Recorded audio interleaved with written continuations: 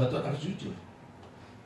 Supaya mengerti betul bahwa hamba Tuhan pun makhluk biasa. Dia bukan mesin, dia bukan robot, dia bukan Superman. Tetapi ada banyak orang tidak mengerti bahwa dia sudah ditanggung Yesus 2000 tahun yang lalu. Maka orang-orang yang traumatik ini mengalami penghinaan dan persekusi ini. Dari kecil sampai dewasa. Itu kemana-mana pergi dengan segala kemarahannya, segala kekecewaannya, segala kejengkelannya, segala dengan pahit hatinya. Dia terus pergi kemana-mana, tetapi dia tidak menyadari bahwa dia pergi kemana-mana. Dia belum bebas, dia belum merdeka, dia belum lepas. Dan doa saudara itu harus komplit. Ya, saya tidak bisa membayangkan Yesus, seorang yang sangat kudus, dipersekusi. Itu saya nggak bisa membayangkan. Sangat tidak bisa saya terima. Bagaimana Tuhan yang sangat suci itu, sangat halus budi pekertinya, sangat lembut hatinya, kok bisa dipersekusi? Itu saya nggak bisa terima, saudara.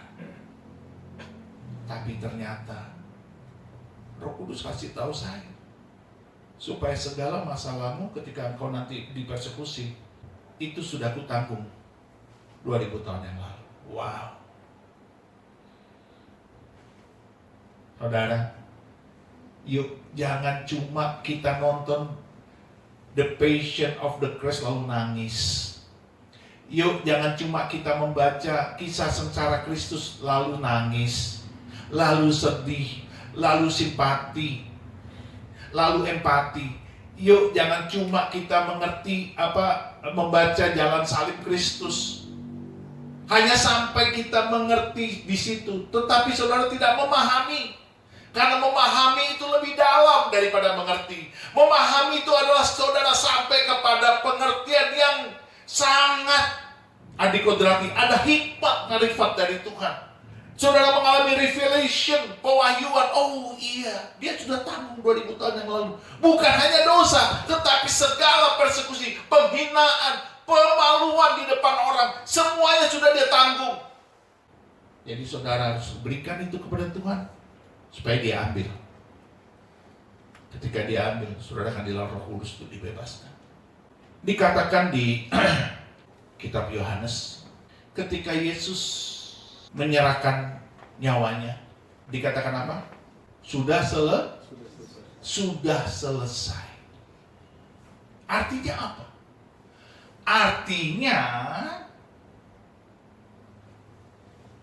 engkau pun kalau mengalami penghinaan, persekusi sedemikian rupa, itu artinya sudah ditanggung Yesus 2000 tahun yang lalu. Jadi kata selesai itu ada banyak pengertiannya. Pertama, Tuhan Yesus sudah melaksanakan tugas. Tugas apa? Tugas melakukan penebusan. Itu satu. Dua, Tuhan Yesus apa? Tuhan Yesus sudah melakukan tugas apa? Tugas ketaatan. Dia taat sampai mati. Kata selesai itu berarti apa? Yesus sudah menanggung segala penghinaan yang paling kejam sekalipun 2000 tahun yang lalu disalib. Kata selesai itu juga berarti apa? Yesus menanggung segala sakit penyakit engkau dan saya 2000 tahun yang lalu di tubuhnya. Yang mengerti katakan amin. Itu yang harus kita pahami. Sudah selesai. Tugasnya sudah selesai, penebusannya sudah selesai, ketaatannya sudah dia tunjukkan selesai. Perintah Bapaknya, kehendak Allah untuk lahir jadi manusia sudah dia laksanakan. Lalu dia mengalami sengsara Kristus, dia sudah mengalaminya, sudah selesai juga. Lalu dia disalibkan, dia sudah melakukan salib itu dan dia sudah selesai. Dia tunduk kepada absolut kehendak Allah. Saudara, sudah selesai. Itu artinya saudara sudah ditanggung 2000 tahun yang lalu. Makanya sekarang saya juga lucu. Ada banyak orang masih belum selesai dengan kemarahannya, dengan sakit hatinya, dengan kejengkelannya, dengan traumatiknya. Karena apa? Karena dia tidak merenungkan kisah sengsara Kristus. Karena dia tidak memahaminya, karena tidak direnungkan. Ketika dia tidak memahaminya, maka semua traumatiknya itu dia bawa seumur hidupnya. Sampai dia beranak pinak. Bayangkan saudara, seorang bapak, seorang ibu yang traumatik melahirkan anak. Anak-anaknya traumatik nggak? Makanya banyak anak kenapa mengalami KDRT? Kenapa dalam rumah tangga mengalami KDRT? Karena satu-satunya yang harus kita mengerti, pasti pasangan ini mengalami traumatik masa kecil, dan itu dibawa sampai dia dewasa, dan dia belum selesai. Kekristenan seperti ini, kekristenan tanpa perjumpaan dengan Kristus. Terlalu mahal darahmu Yesus. Wah, itu membuat saya nangis, saudara. Terlalu mahal. Kenapa kita tidak bisa mengerti? Karena kita ditutupi oleh selubung. Waktu kita membaca Alkitab, merenungkannya, kita tidak mendapatkan pewahyuan, kita tidak mendapatkan revelation. Karena ada ilah yang menutupinya, supaya kita jangan dibebaskan, supaya kita jangan diperbaharui, supaya kita jangan mengalami kelepasan. Maka kita selalu pahit hati kemana-mana bawa. Tidak muncul iman kita. Tidak muncul.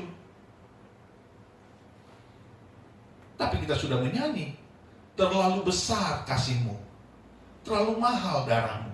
Kita sudah nyanyi, tapi kita tidak memahaminya.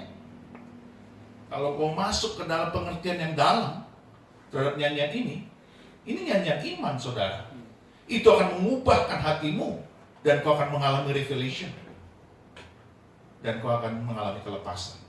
Maka berbahagialah orang ketika dia merenungkan firman Tuhan, dia memahami maksud dan kehendak Allah, lalu dia bertobat dan mengalami kelepasan.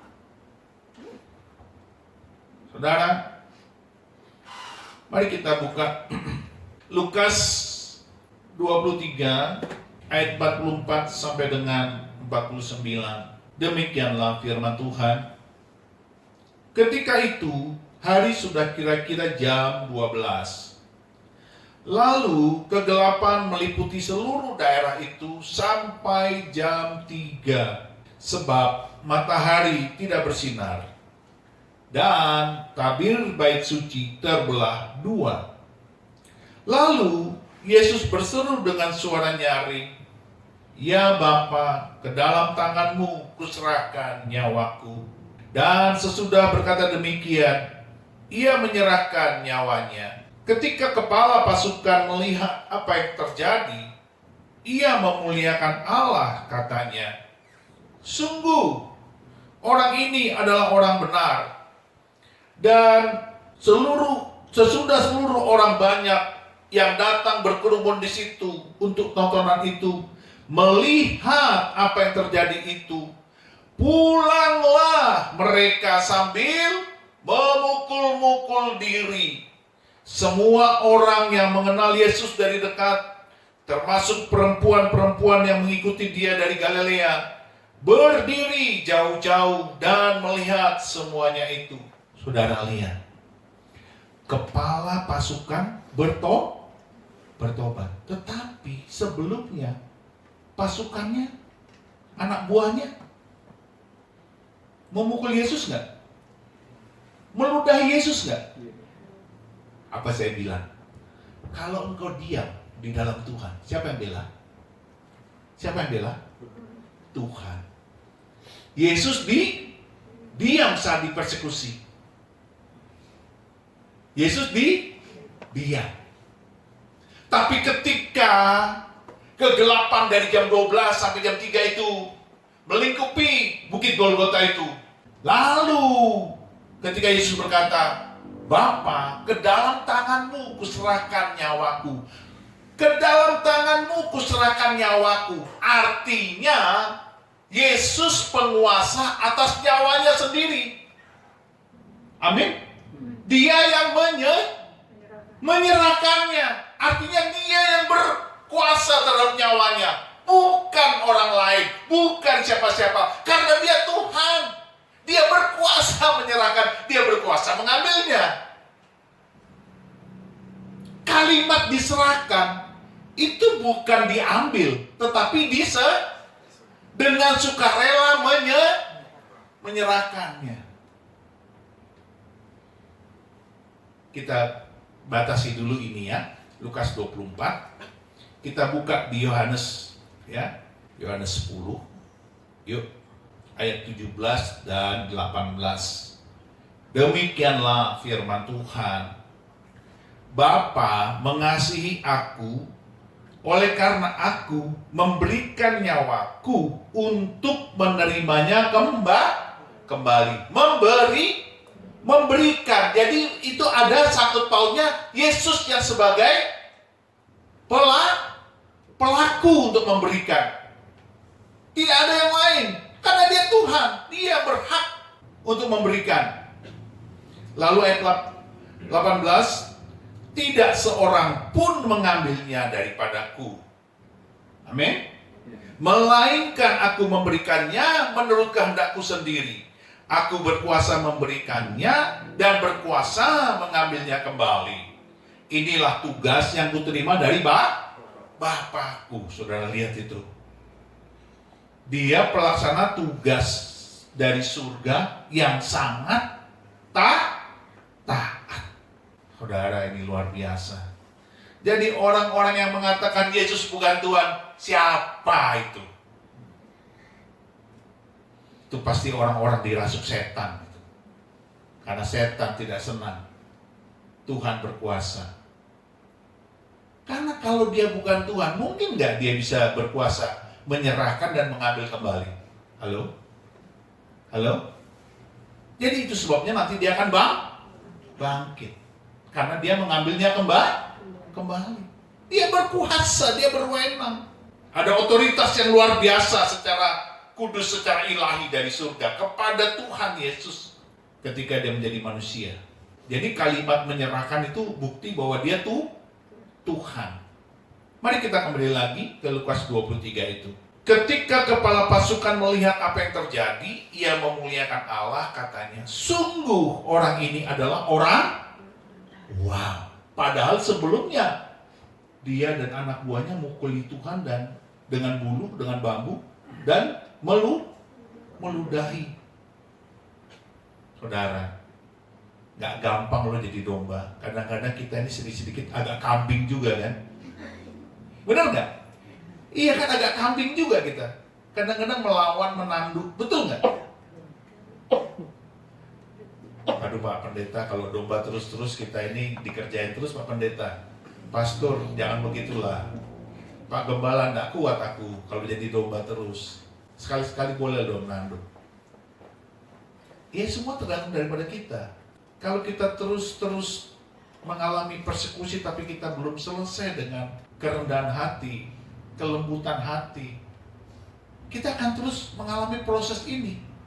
Saya percaya, kenapa Yesus diam? Karena bagi dia itu nggak berat. Karena dia diam, karena dia kan Tuhan. Kira-kira begini ya, karena dia Tuhan. Lu ngeludahi gue, ya terserah lu lah. Gue kan Tuhan. Itu mah nggak efek. Kira-kira begitu.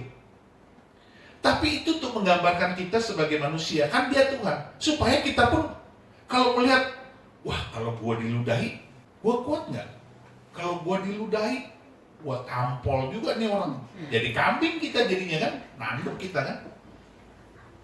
Betul nggak? Atau dimaki gitu kan. Orang lewat, goblok lu. Apa lu bilang? Gua goblok. Iya. Oh iya emang sih. Nah itu berarti saudara sudah bertobat. Tapi kalau dia bilang, iya lu goblok. Lu yang goblok, lu goblok. Ya kayak begitu kita. Kita jadi kambing. Ini ngeri saudara, ngeri. Karena akhir zaman kita akan mengalami persekusi. Di tempat kerja pasti ada. Tapi kalau saudara sudah menjadi lembut, menjadi rendah hati, menjadi menerima, ketika saudara dipersekusi, saudara akan diam. Akan diam. Yang akan bela siapa? Tuhan. Akhirnya kepala pengawal itu bertobat. Mari kita lihat lagi. Dan sesudah seluruh orang banyak yang datang berkerumun di situ untuk tontonan itu, melihat apa yang terjadi itu, pulanglah mereka sambil memukul-mukul diri. Artinya apa itu? Artinya apa? Memukul-mukul diri? Artinya apa? Menyesal. Itu dia. Siapa yang bela? Tuhan. Perlu nggak jadi kambing? Perlu nggak jadi kambing? Tidak, puji Tuhan, cuma satu yang ngomong kita. Yang lain masih kadang-kadang kambing. Haleluya. Iya kan? Di sosmed banyak kambing-kambing itu saudara. Komentar-komentarnya sadis-sadis, saya juga kalau bacanya ngeri-ngeri. Makanya saya bisa mengerti beberapa selebritis atau YouTuber itu kalau di komennya tuh suka nggak mau dibaca dia. Karena dia tahu haters-hatersnya tuh ngeri-ngeri kalau dibaca. Indonesia ini terkenal dengan netizennya yang hatersnya tuh waduh. Ngeri. Setan semua isinya katanya. Aduh ampun. Saya sudah ngalami soalnya. Aduh, pura-pura baik ternyata isinya penuh dengan umpatan, hujatan. Saudara, siapa yang bela? Tuhan. Jadi perlu nggak kita jadi kambing?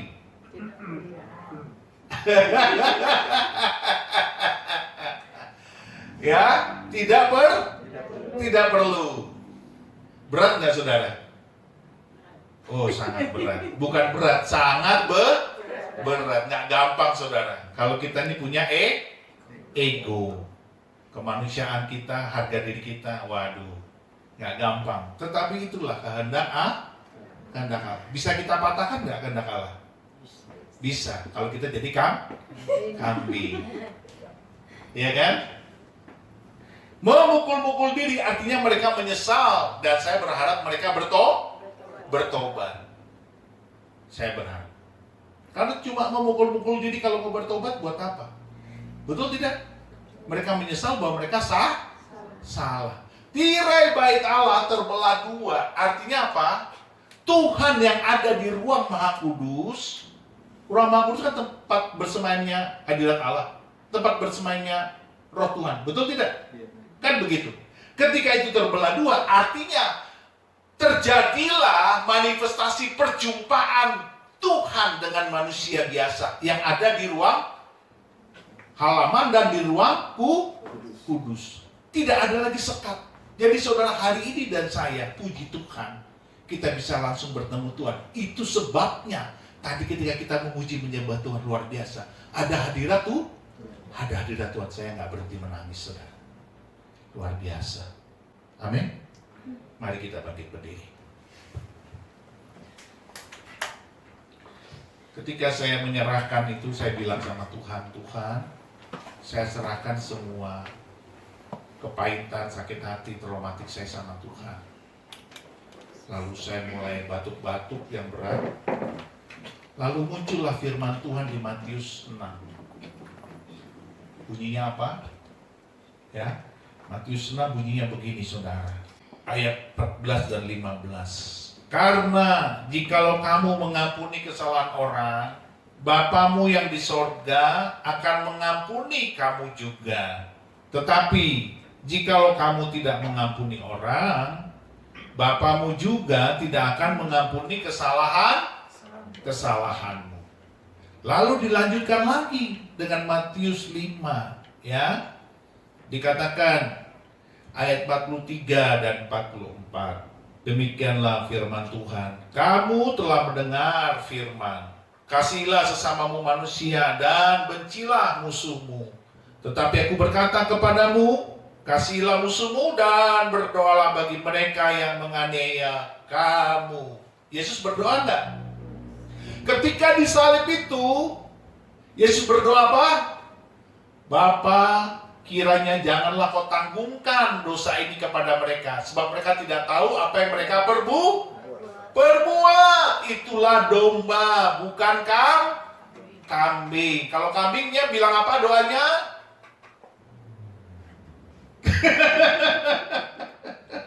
Kok langsung menundukkan kepala? Haleluya. Kalau kambing bilangnya apa? Celakalah kamu.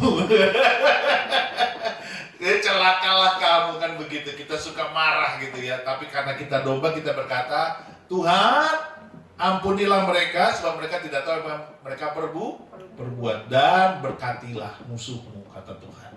Amin. Dan ketika itu saya lakukan, saya mengalami kelepasan yang luar biasa. Saudara, amin? Amin. Siap mengalami penyerahan kepada Tuhan? Yuk, kita nyanyikan lagi. Terlalu besar kasih-Mu, ya Allah.